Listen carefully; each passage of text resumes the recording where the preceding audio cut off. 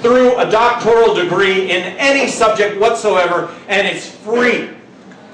That's the model that we should be looking toward. It's terribly exciting. It's a free market approach to education. And when it comes to the federal government, the best thing the federal government can do is get out of education completely. Abolish the federal government.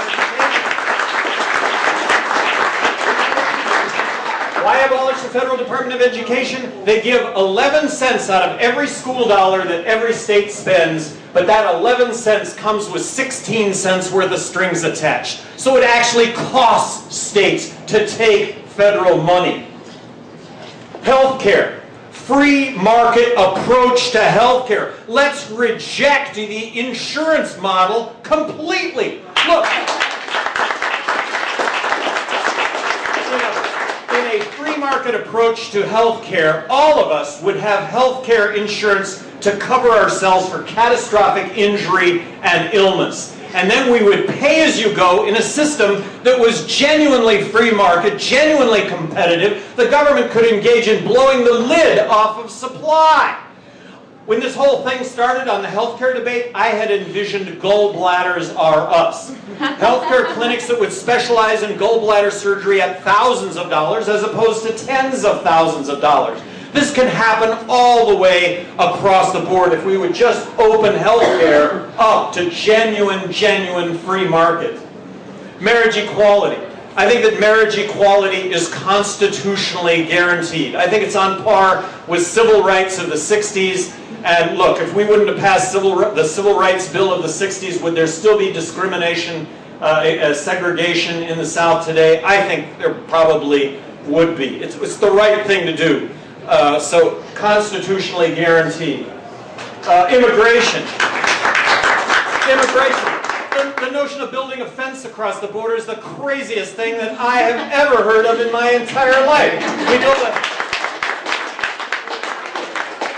20-foot fence across the border? Well, that's going to take a 24-foot ladder. Well, let's build a 100-foot fence across the border, and then we'll have the most sophisticated tunnel system in the entire world underneath the fence. So it's just ludicrous. Let's make it as easy as possible for somebody that wants to come into this country to get a work visa. I'm not talking about a green card, I'm not talking about citizenship, but just a work visa. And you know what? If we enact the fair tax, if we enact a consumption tax, nobody avoids paying a consumption tax. Nobody. Whether you're a visitor, whether you're an illegal entrant to the United States, legal immigrant, visitor, U.S. citizen, nobody avoids paying that. And we're going to need tens of millions of immigrants to fill the jobs that we're going to need if we'll adopt a zero corporate tax.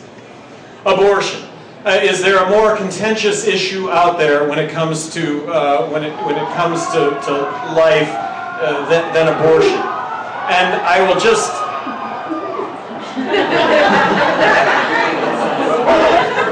And you are all wonderful to be here in lieu of what's going on. But if you're a social conservative, I respect anybody that's a social conservative. Live your life by example. That's how you positively affect other human beings. And if you are a social conservative, the way that you affect other human beings is you live your life by example and you try and bring that example to change outcomes, if you will. But if you're talking about government policy to change outcomes, then you end up criminalizing activity that should not be criminalized. As difficult the decision is on abortion, it should be the woman involved that makes that choice.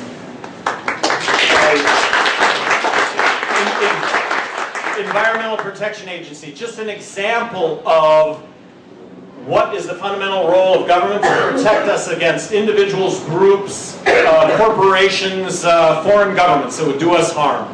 I think that the EPA comes under that heading of protecting us.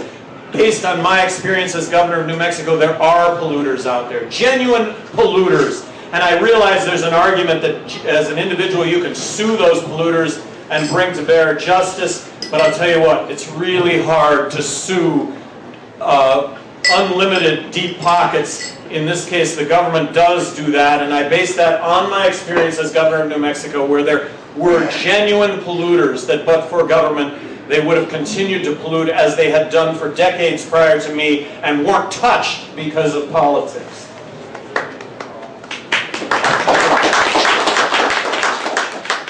The ACLU came out with a report card during the last presidential race on civil liberties. And whether you agree with the ACLU or disagree with the ACLU, this is a group that's dedicated to preserving civil liberties. This is a group dedicated to the Constitution of the United States. 26 liberty torches was a perfect score. Let's see. Newt Gingrich, Rick Santorum, and Mitt Romney had one liberty torch between the three of them out of 26.